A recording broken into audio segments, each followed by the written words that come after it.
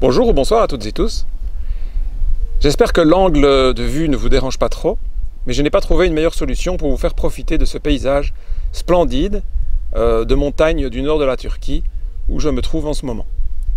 Je n'ai pas énormément de photos d'oiseaux à vous montrer, mais les paysages compensent et je me sens vraiment bien dans ce genre d'habitat, surtout quand je peux me balader assez loin de toutes ces infrastructures humaines, et je suis tout seul. Je voudrais vous parler d'un sujet qui est extrêmement profond, sans doute la question existentielle la plus profonde de toutes, c'est à quoi sert la vie? Alors vous vous doutez bien que je n'ai pas une réponse définitive, certaine, je ne suis pas un gourou, je ne suis pas dans une religion, mais j'aime bien d'analyser avec à la fois le cerveau et ce qu'il peut produire comme intelligence, et mes ressentis, pour essayer de proposer quelque chose qui est cohérent. Et justement, à propos de cohérence, je dois vous dire quelque chose. Depuis petit, j'ai rejoint des groupes. Quand je dis des groupes, maintenant on pense aux groupes sur les réseaux sociaux par exemple. Avant Facebook, il y avait les groupes Yahoo, etc. Mais moi je vous parle même d'avant Internet, des associations. Quand je dis des groupes, ça peut être des groupes informels, ça peut être en parti politique. Alors tout ça, avec plus ou moins grande intensité, j'ai fréquenté. Et partout, j'ai trouvé des incohérences par rapport à la philosophie même, la raison même qui regroupe les gens. Parmi les gens que j'ai fréquentés, il y a évidemment une relation avec mon propre parcours. Alors je pourrais vous parler des naturalistes, des ornithologues, mais je peux aussi vous parler des gens qui respectent les animaux, ou en tout cas prétendent les respecter. J'ai fréquenté des groupes végétariens quand j'étais végétarien, puis végétalien, végan. Et pour moi, on ne s'arrête jamais. Être végan, c'est une chose, mais ça ne suffit pas en tant que tel. Il faut continuer son évolution personnelle en tant qu'individu et faire évoluer l'idée d'une société idéale vers laquelle nous devrions tendre. C'est en tout cas mon point de vue. Et pour moi, après végan, il y a des suites.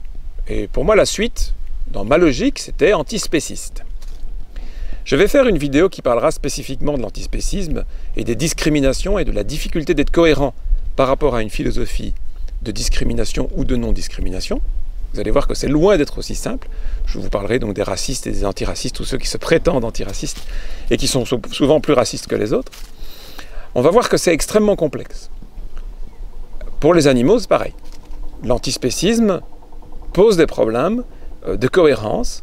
Peut-être pas l'essence même de la philosophie, mais en tout cas comme elle est mise en pratique et comme elle est véhiculée par les personnes qui se réclament de ce mouvement. Alors pourquoi est-ce que je parle de ça? C'est parce que c'est dans un groupe d'antispécistes, je fréquente des groupes antispécistes, que j'ai été confronté à un problème auquel je ne m'attendais pas. Pour moi, si vous voulez, je vous résume, parce que je vais essayer de faire une vidéo qui est courte.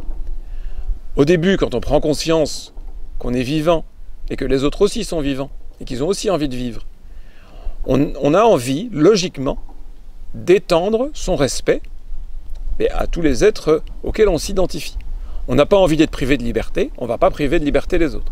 Bon, bien sûr, on peut être psychopathe et tout ça, mais je veux dire, une personne normalement constituée à mes yeux, une personne qui n'a pas un problème d'ordre psychologique ou psychiatrique et qui recherche la souffrance, etc., eh bien, elle se rend compte que c'est très agréable de vivre libre, heureux, de pouvoir faire ce qu'on a envie, de ne pas être tué, qu'on puisse être entouré de ses proches sans qu'eux soient menacés par toutes sortes de choses.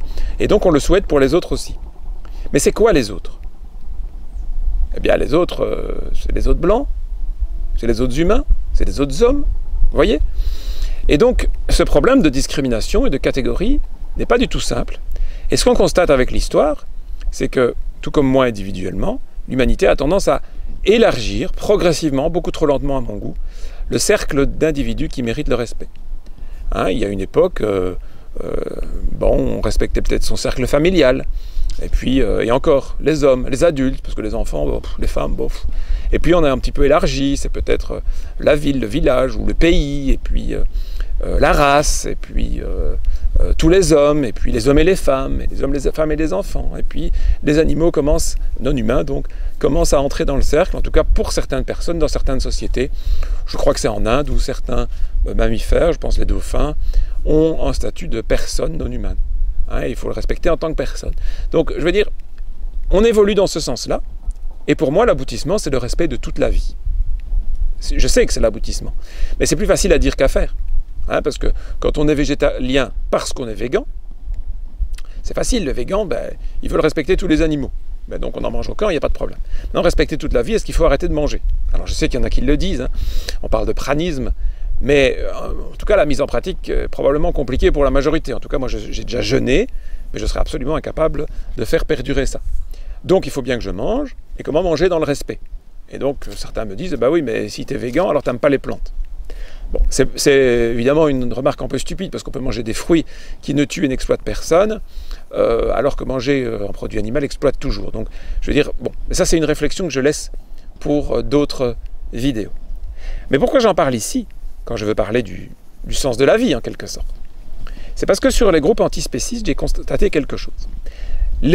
Certains antispécistes, certaines personnes qui se prétendent antispécistes, parce que moi j'ai des doutes sur la réalité de leur description, mais bon, eh bien, ce qu'ils disent, c'est que le véganisme pour eux est une erreur, parce que le véganisme veut respecter tous les animaux, et que ça n'a pas de sens, parce que ce qui compte, c'est la capacité des animaux à souffrir, et qu'il ne faut pas provoquer de souffrance, de douleur, quoi.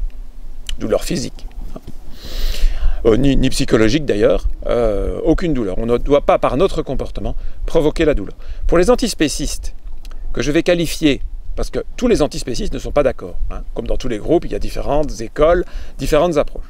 Mais certains antispécistes que j'ai rencontrés, je vais les appeler les sentientistes. Pourquoi? Parce que pour eux, il y a toujours une discrimination à faire. Ce que moi je rejette. Pour moi, il ne faut aucune discrimination. Mais eux estiment que la discrimination à faire, c'est entre les êtres sentients, ceux qui sont capables de ressentir la douleur, et ceux qui ne le sont pas. Et ceux qui ne le sont pas, on peut les exploiter, on peut les priver de liberté, on peut les manger, ça n'a pas d'importance puisqu'ils ne sentent rien. En tout cas, ils ne sentent rien de négatif, d'après cette théorie. Par contre, ceux qui, comme nous, ils ressentent une douleur quand ils sont blessés, quand ils ne peuvent pas se déplacer comme ils veulent, etc., eh bien ceux-là, ils doivent être respectés comme quelque chose de sacré, je mets exprès entre les guillemets, parce que ces gens, justement, ne voient rien de sacré nulle part, c'est très intellectuel. La grosse différence entre les végans et les antispécistes, c'est que les végans, quelque part, c'est un choix qu'ils ont fait avec le cœur. D'ailleurs, j'aime bien cette phrase de Lamartine qui dit « on n'a pas un cœur pour les hommes, mais on a un cœur pour les animaux ». On a un cœur ou on ne l'a pas.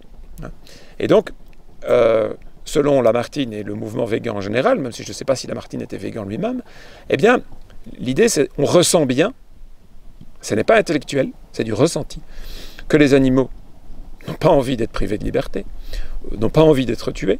On voit des animaux qui souffrent d'ailleurs quand ils sont perdus en proches, c'est bien connu chez les chiens par exemple, hein, les gens qui ont des chiens le savent bien, quand des chiens ou leur maître d'ailleurs meurt, ils en souffrent clairement. Et donc, quelque part, le véganisme, c'est lié au cœur. Alors que l'antispécisme est beaucoup plus intellectuel, en tout cas cet antispécisme sentientiste que j'ai trouvé sur différents groupes sur Facebook, au moins 2 groupes différents, eh bien, ce sont des gens qui sont très intellectuels, très terre-à-terre, très matérialistes. Au point que, c'est toujours cette question qui revient. Quand je dis, non, il faut respecter tous les êtres vivants. Mais pourquoi, me disent-ils? Parce que c'est la vie, on s'en fout de la vie, me disent. Il ne faut pas essentialiser la vie, on me l'a sorti plusieurs fois. Et je leur dis, tout ce que vous vivez, c'est la vie, enfin sans vie, vous ne seriez pas là. Ils disent, oui, c'est pas grave, ça n'a pas d'importance. D'ailleurs, la vie produit de la douleur, qui pour eux est une erreur, c'est quelque chose qui ne devrait pas exister. J'imagine qu'ils doivent être très sensibles à la douleur, ça doit être des chochottes, pourrais-je dire un peu péjorativement. Pour en arriver là, si la vie disparaissait, ce ne serait pas un problème pour eux. Alors que le végan, lui, en général, je dis, on ne peut pas généraliser à tout le monde, mais à la majorité, c'est comme ça que je le ressens en tout cas, ce sont des gens qui au contraire adorent la vie. Et donc effectivement, je vois qu'il y a des conflits, des disputes entre les végans et les antispécistes, qui, vu de l'extérieur, on pourrait croire que c'est un peu le même mouvement, et qui, dans certains cas, pas tous, il y en a qui s'affichent d'ailleurs végans antispécistes, pour moi je suis les deux, mais je vois en rejoignant des groupes végans et rejoignant des groupes antispécistes, qu'il y a une différence de philosophie, des désaccords, voire des conflits. Le fond du conflit vient de là. C'est que d'un côté, véganisme, c'est le respect de la vie. Alors on me dit, tu es biocentriste. Oui, peut-être, mais l'un n'empêche pas l'autre. Pour moi, l'antispécisme est en fait un pas vers le biocentrisme. Et eux me disent, non, absolument pas. Bon. Alors, je ne vais pas ici rentrer dans les détails pour savoir qui a raison, qui a tort. Je parlerai de ça dans ma vidéo sur la discrimination, dont l'antispécisme en premier. Je vais plutôt parler du problème du vivant. Quand on me dit « et si la vie disparaissait, ça sert à quoi? On s'en fout la vie ». Bien sûr, moi je ressens, et je pense que les végans qui m'écoutent me comprennent, je ressens que le vivant c'est ce qu'il y a de plus précieux, et donc ça doit être respecté dans la mesure du possible. Mais ce ressenti, eux le rejettent, les matérialistes, les sentientistes matérialistes, qui s'affichent antispécistes donc, eux s'en foutent de ce qu'on ressent. En termes d'intuition, de compréhension justement du monde qui nous entoure. Eux, ils veulent des preuves, ils veulent des explications intellectuelles. Tout doit venir du mental.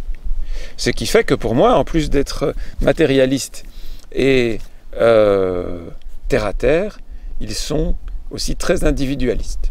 Hein, puisque la notion même d'individu, d'ego, c'est une production du mental. Or, ils ont un mental très fort. Ils sont d'ailleurs généralement plutôt bons en termes de logique et en termes d'argumentation. Hein.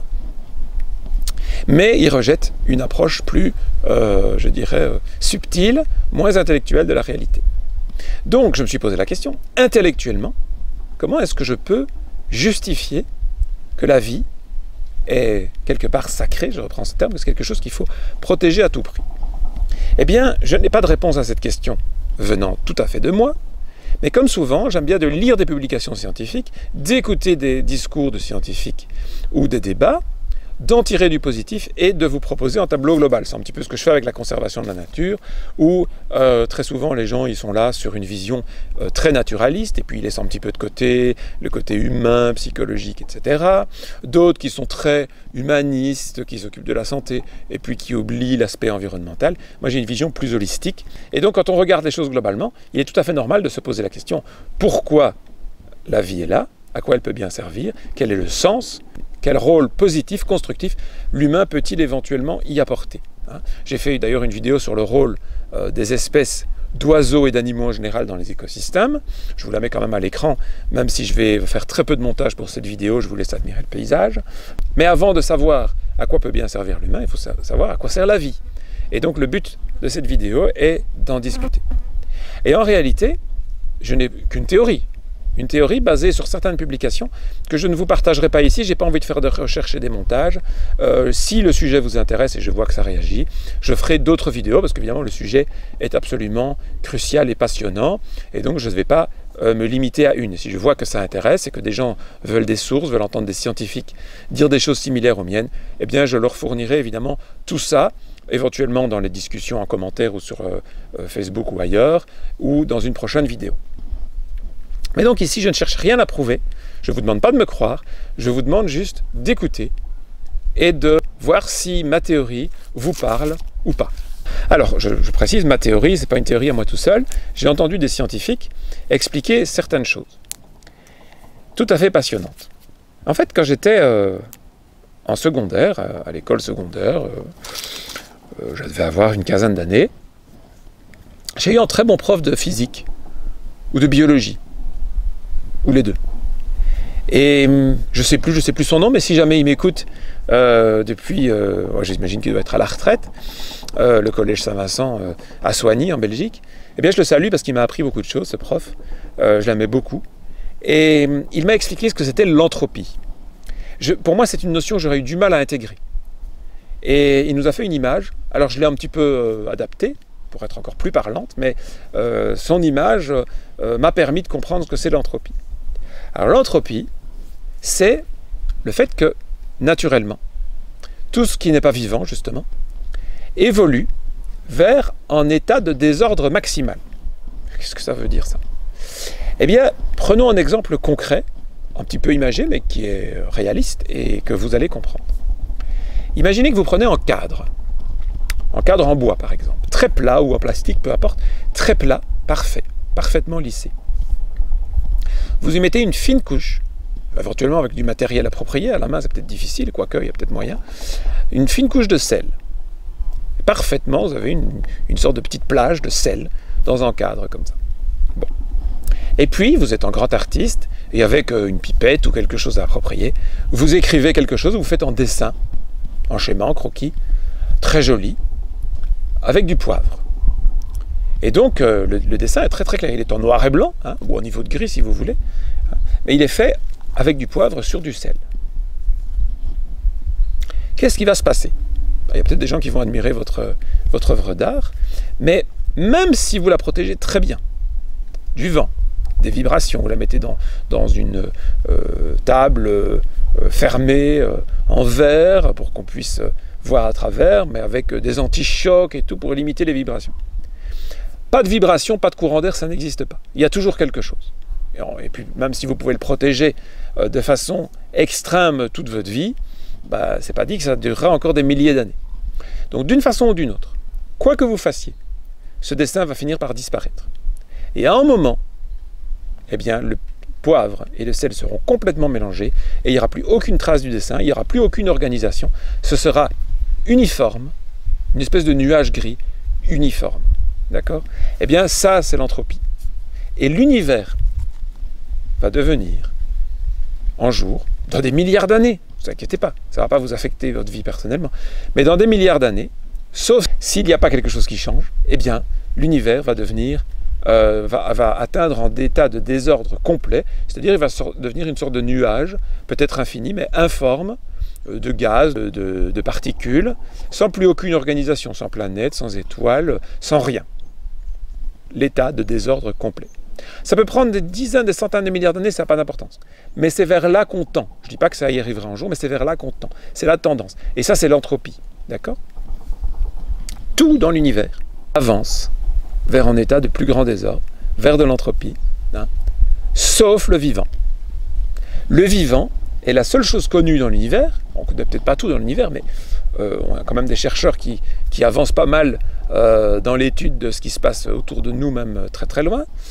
Eh bien, on ne connaît rien d'autre que le vivant, et concrètement la vie sur Terre, puisqu'on n'a pas découvert de vie ailleurs pour l'instant. Hein. Donc, dans ma vidéo, je vais partir du principe qu'il n'existe que de la vie sur Terre, sachant que c'est discutable et qu'on va peut-être en découvrir ailleurs. Donc, hormis la vie sur Terre, nous ne connaissons rien dans l'univers qui ne subit pas l'entropie.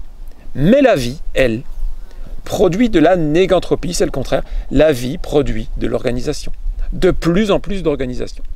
Depuis des petites particules vivantes, qui certes elles-mêmes sont organisées, mais enfin qui se retrouvent dans des endroits où elles peuvent vivre, souvent dépendant de certains milieux humides, etc.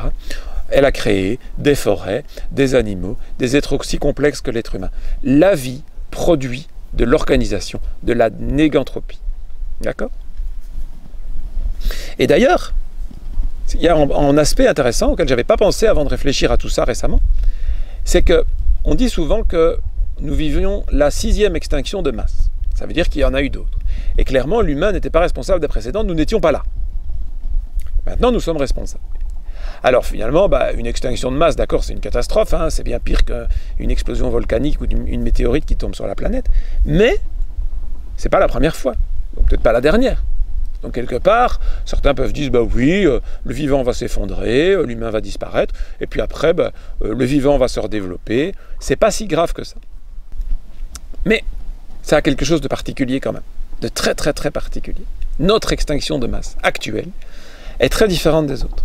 Parce que toutes les extinctions de masse, et d'ailleurs de façon générale, tout ce qui diminue la quantité de vivants sur la planète, qui affecte donc la biomasse et indirectement ou directement la biodiversité, ce sont des phénomènes non vivants. Bon, la dernière extinction de masse avant celle-ci, a priori c'était une météorite qui est tombée au Mexique, hein, qui a fait disparaître les dinosaures. En tout cas, c'est une des causes. Bon, après, on peut toujours en discuter, mais la météorite n'est clairement pas due à un être vivant. Quand vous avez une éruption volcanique, une inondation, des tornades, vous avez plein de phénomènes naturels qui affectent le vivant. Mais tous ces phénomènes viennent du non-vivant. Ce sont des phénomènes, je dirais, physiques. Ce ne sont pas des phénomènes liés au vivant. D'accord ? L'humain est responsable de l'extinction de masse en cours, et c'est la première fois qu'un être vivant détruit la vie. J'en parle dans la vidéo que je vous ai déjà citée, que je remets, sur le rôle des espèces dans les écosystèmes. En fait, je parle du rôle des espèces d'oiseaux parce que je donne des cours d'ornithologie et c'est dans le cadre de la formation ornitho que j'ai fait cette vidéo.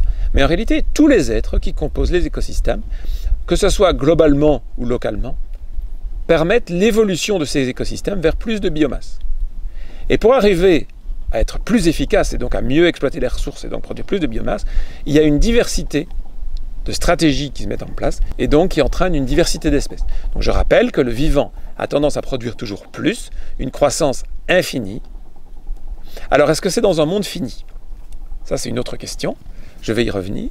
Mais une croissance infinie, et ce qui l'empêche de croître tout le temps sont des problèmes d'ordre, je dirais, géophysique, climatologique, astronomique, mais tout ça c'est du physique, du non-vivant.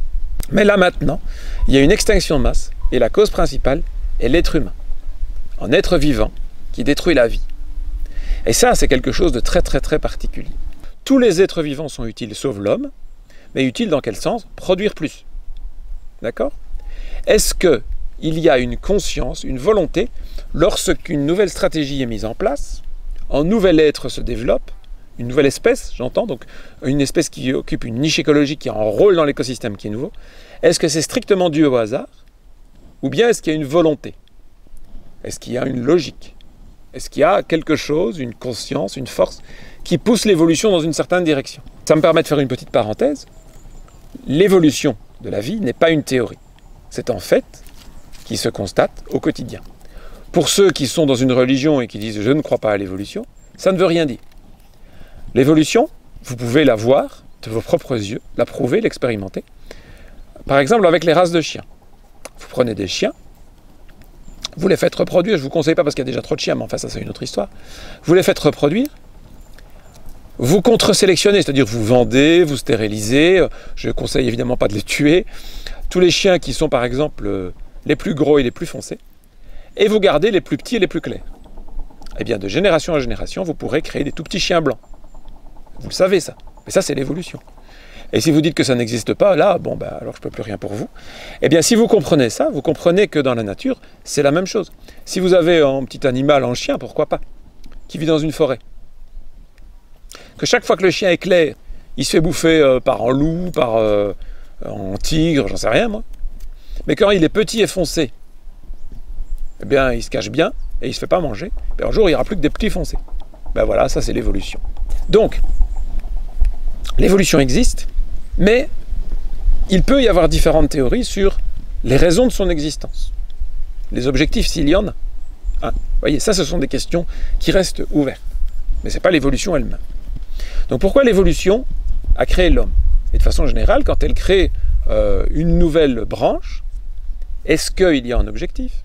Est-ce qu'il y a une volonté? Est-ce qu'il y a une conscience? Ou c'est tout dû au hasard? Je ne vais pas répondre à cette question. Mais quand un être est là, un lion, une antilope, les arbres, eh bien nous sommes capables de comprendre pourquoi. C'est-à-dire, on ne sait pas s'il est venu pour ça, c'est que maintenant qu'il est là, cet être, il a ce rôle. Un rôle qui est utile. D'accord? Voilà, ça on peut l'analyser, après coup, quand l'être est là. Maintenant, nous-mêmes, est-ce qu'on a un rôle? Eh bien, tant que nous nous comportons comme des parasites et que nous détruisons la vie sur Terre, il semble que si on a un rôle, on ne le joue pas. Puisque tous les êtres, sauf nous, participent au développement du vivant. Eh bien, quel pourrait être le rôle de l'homme? Alors ça, c'est un truc qui est passionnant, parce qu'il est bien possible que nous soyons les premiers êtres sur Terre, peut-être les premiers êtres vivants dans l'univers, c'est un peu présomptueux, mais on ne sait jamais, qui soyons capables de décider du sens de notre évolution. En tout cas, c'est l'impression que ça donne. C'est quelque chose qu'on ne devrait pas prendre à la légère. C'est quelque chose d'incroyablement important. On est à une période charnière où on peut concrètement choisir, en faisant un non-choix, c'est ce qu'on choisit, de se détruire et détruire une grande partie de la vie sur Terre avec nous. Hein, c'est vers là qu'on va si on ne change pas de comportement. Ou changer de comportement pour être constructif par rapport au vivant, mais on peut choisir dans quel sens. Alors là, c'est de la pure théorie, mais je suis certain que Bernard Werber, que vous connaissez sans doute, qui est un romancier philosophe tout à fait intéressant, serait certainement interpellé par ma proposition et il y a certainement déjà pensé.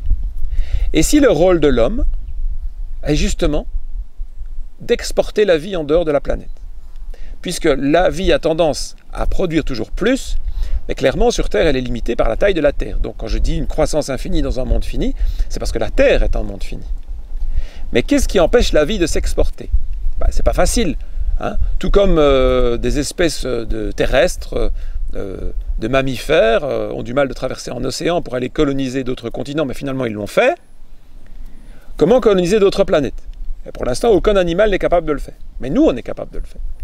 Mais pourquoi pas? Nous avons les capacités intellectuelles pour ça, et autant les mettre au service de la vie au lieu de la détruire. Et donc ça répond aux deux questions. Quel pourrait être, on est d'accord que c'est de la théorie, une réflexion, hein, ce n'est pas une affirmation que je vais démontrer, mais quel pourrait être le rôle de la vie? Eh bien le rôle d'empêcher l'univers de disparaître. Et c'est pas un petit rôle. Quel pourrait être le rôle de l'homme dans cette vie? Évidemment, aider la vie à aller dans ce sens-là. Eh bien, il pourrait être le vecteur de l'exportation de la vie en dehors de la planète. C'est tout à fait cohérent. C'est peut-être pas vrai, mais c'est cohérent. En tout cas, si vous trouvez ça incohérent, dites-le moi dans les commentaires ou sur les réseaux sociaux, on peut en discuter. C'est la première fois que je parle de ça. Et si je vois que ça vous intéresse et qu'on confronte, bien sûr, ma théorie avec d'autres théories, ben, ça me permettra d'évoluer, de faire évoluer ma pensée, mon discours, et d'éventuellement refaire d'autres vidéos qui, celles-là, seront argumentées, et dès lors, j'apporterai des liens, parce que je ne suis pas inventeur de cette théorie. Je ne sais pas si quelqu'un a exprimé cet ensemble global comme je viens de le faire, mais j'ai entendu des scientifiques dire que le rôle de la vie pourrait être effectivement la négantropie et contrecarrer l'entropie de l'univers. Ça, je l'ai entendu, c'est pas moi qui l'ai inventé.